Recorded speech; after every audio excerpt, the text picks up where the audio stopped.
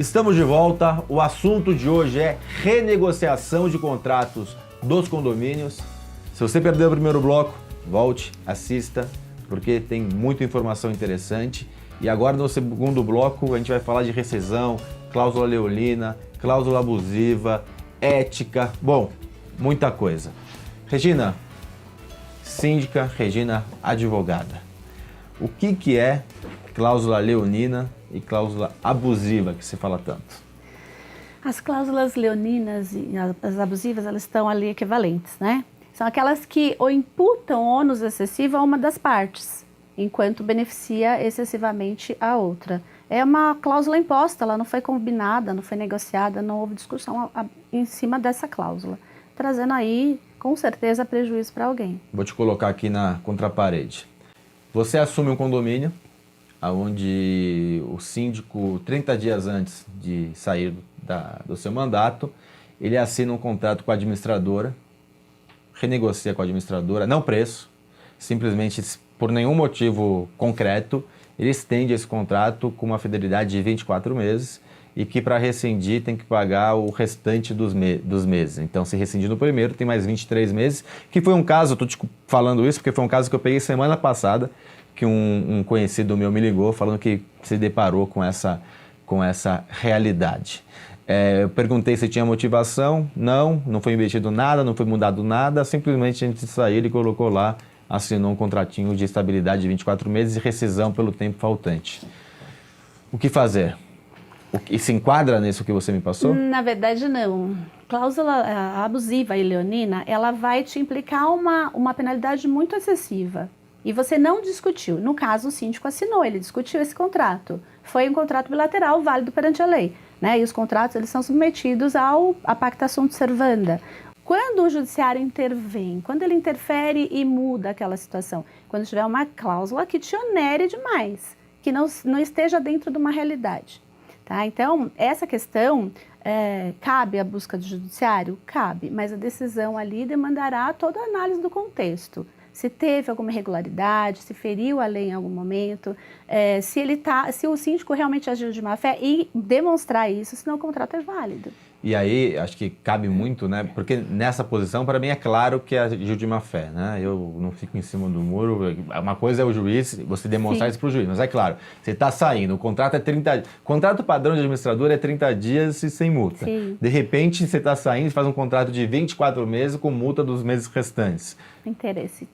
Absurdo, né? Esse é um bandido, tem que ser preso esse cara. Sim. Mas cabe você contratar um advogado para ele demonstrar isso que foge muito do padrão, né? E, na verdade, o maior ponto aí que traz alguma desconfiança é que esse síndico não ia permanecer, ou ele estava há 30 dias de encerrar ou renovar esse mandato dele. Então, ele nem teria essa autonomia dessa contratação. Então, verificando, não vendo o contrato e as Sim. cláusulas dele, se teve um prejuízo para o condomínio, a gente só consegue visualizar aí o interesse escuso com a administradora, né? Mas se ele não prejudicou o condomínio, se essa administradora vem ofertando um trabalho bom, dificilmente consegue a nulidade dessa cláusula, né? Lógico, o juiz também vai balizar a penalidade.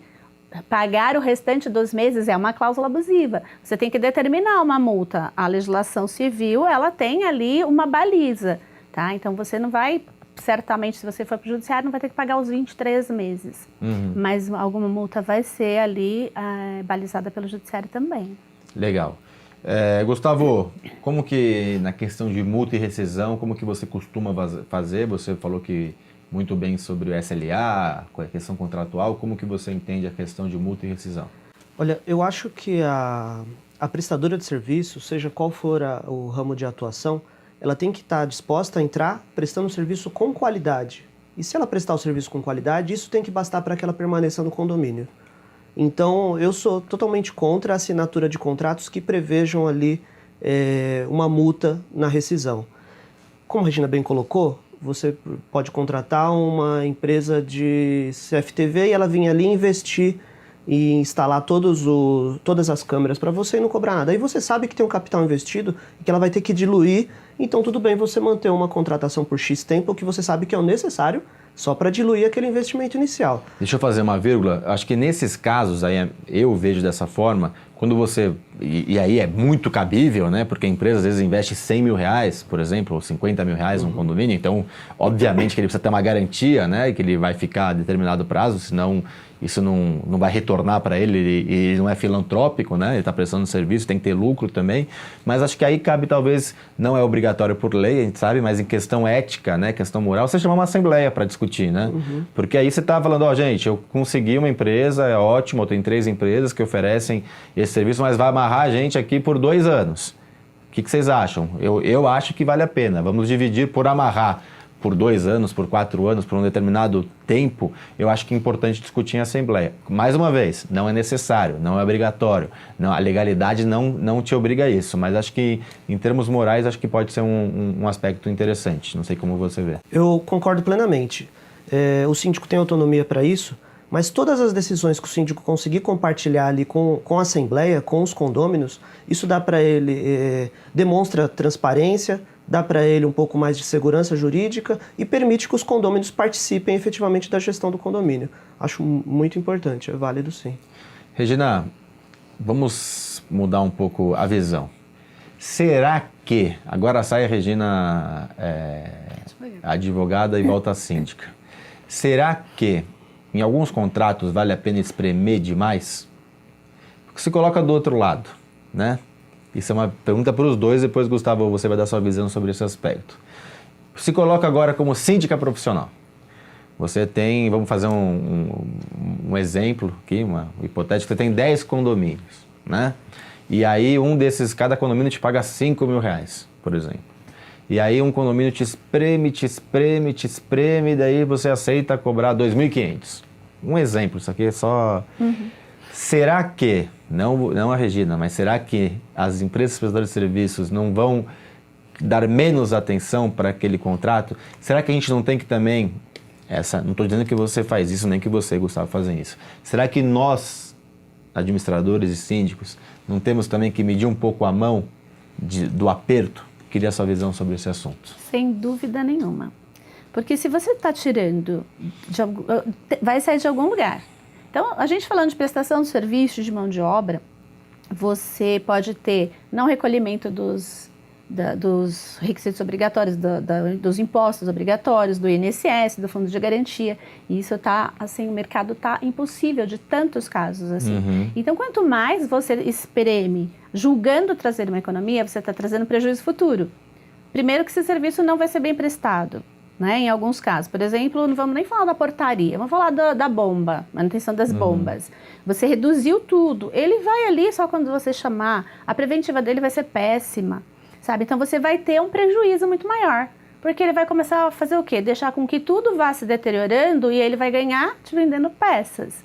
Então, não adianta você torcer demais o prestador. Ele precisa pagar imposto, ele precisa pagar funcionário, ele precisa pagar todas as despesas aí para poder te prestar esse serviço. E se você tiver um valor abaixo do que é o razoável no mercado, somando todos os impostos e taxas e etc., você está acumulando um débito futuro. Você é condomínio, porque você vai pagar.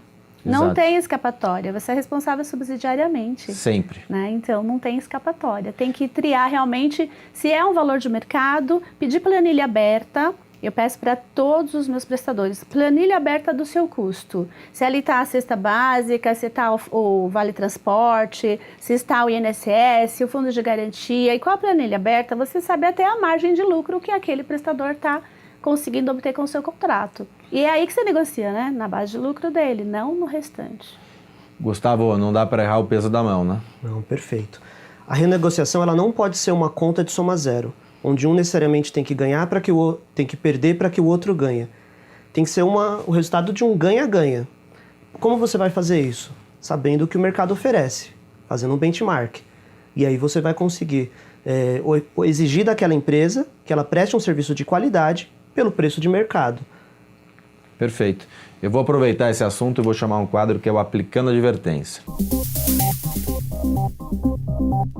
A advertência hoje vai para você, síndico, vai para você, administrador, que não mergulha nos contratos que tem no condomínio que você faz a gestão.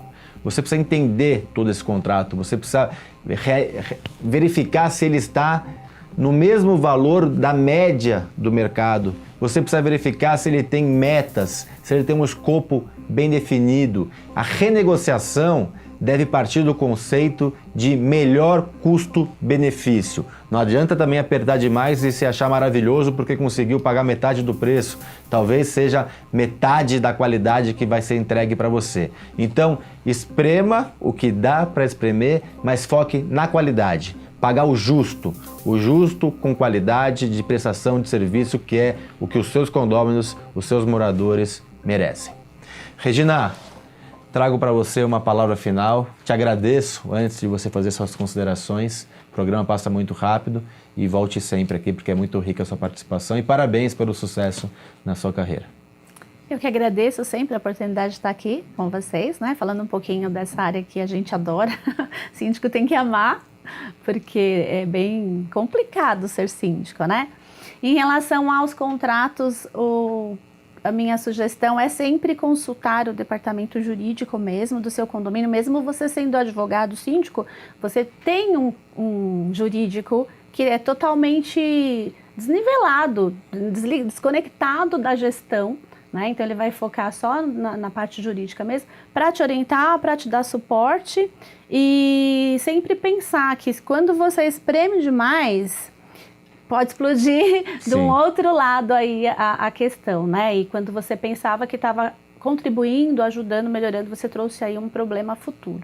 Então sempre analisar com os olhos globais, da situação global e não só o benefício daquele momento. Perfeito. Isso é importante. Muito obrigado. Gustavo, muito obrigado pela participação, muito rica, pela primeira vez no programa. Parabéns pela certificação, muito difícil de ser atingida, Síndico 5 estrelas.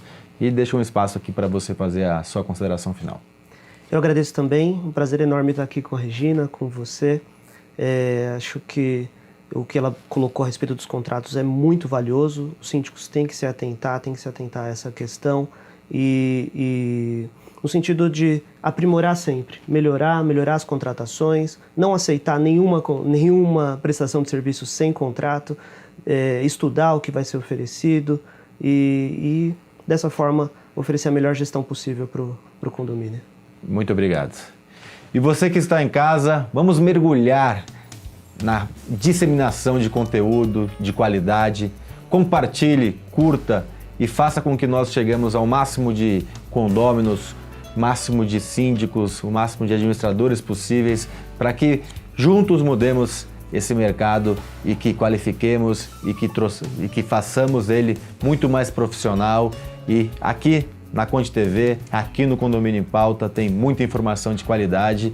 Semana que vem, mais um programa para você ter informação, para você ter a vivência e a experiência de profissionais qualificados para você implementar no seu condomínio ou nos condomínios que você faz a gestão. Até semana que vem.